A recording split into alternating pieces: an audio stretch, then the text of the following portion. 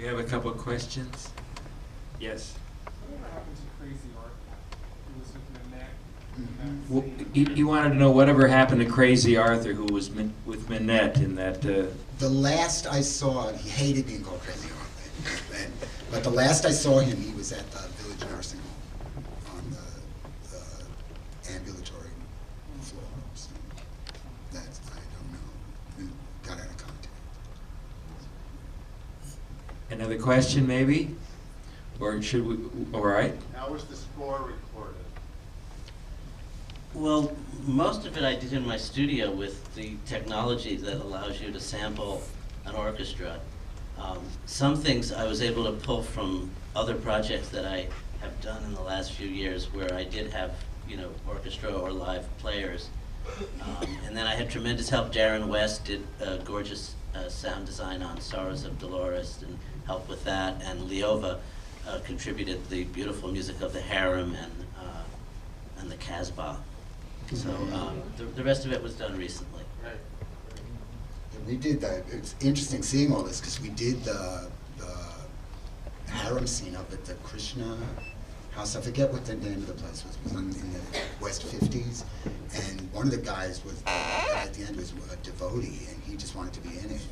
And he was fabulous. And they let us shoot there, but it was wild. I mean, when the guy was when Richard Franz was putting the chains on my head, were all these Krishna devotees on the other side of the place, and they were chanting. It was like, they were trying to ward off this evil. It was like, it was wonder. I was like, and I'm in the middle of this, and they're like, it was fabulous. And what was it? Some other things. Was it Westbeth at Halloween? Yes, For the Halloween parade?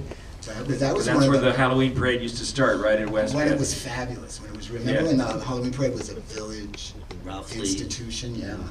And it was a lot of stuff. I mean, God, a lot of stuff was cut because there was a point where I ran up to the cops and because it was available light. The lights on the top of the cop car gave this great light. It was like so fabulous. And I've been running into the police and begging them to help me, and then they didn't.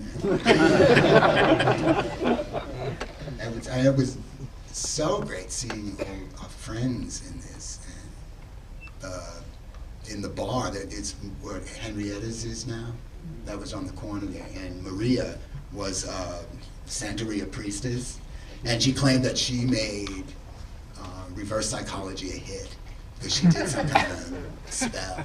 So, but it was great to see her. It was great to see that. And, wow. I want to thank Adam and Ira for doing this. It was amazing. I never expected to see this again. I didn't know.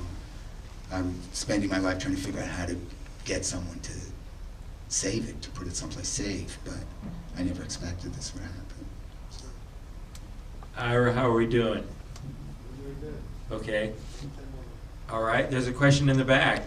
Yeah, it's just kind of a comment, which is that, for Everett, which is that I think what Antony said about watching this and seeing this love poem from Charles to you is very true, and that equally so, I felt like I also watched you equally and generously return that love with these remarkable performances you gave that you were just totally given over to.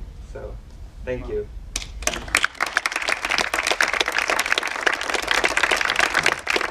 was very romantic, but it was a very tumultuous time for us. It was a very painful time, and so so seeing it again reminds me of how towards the end of it, our lives started to change for the better. So, it was very remarkable to me, and I suppose thank you. Yes? Can you talk a little bit about the ways in which it was unfinished and the level to which you understood?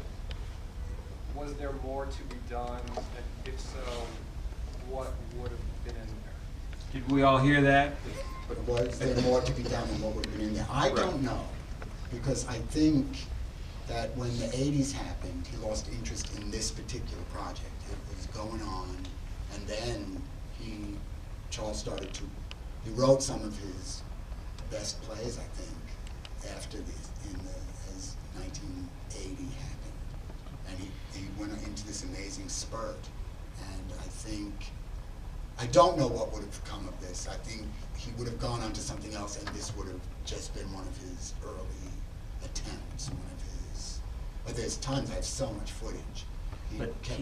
I remember him saying that he had been savagely brutal in cutting it down to this point. I know, because there was stuff, I remember, the police car thing is gone, the Harry thing is gone. Yeah, I remember a scene on the train. There was more to that scene where he sees you, and then the mirror door opens and you see him in there. But yeah, but he did need to learn how to cut, I'll tell you.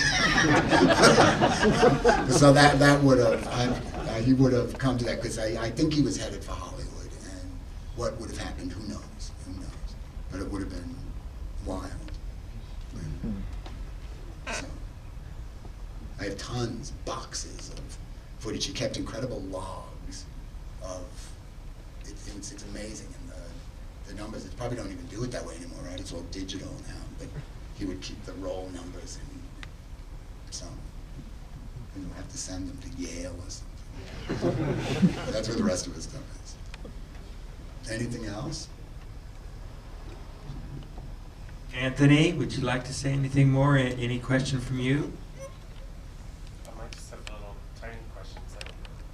It's amazing because we only seen it on the small size. To see it projected so large, there's so much beautiful photography.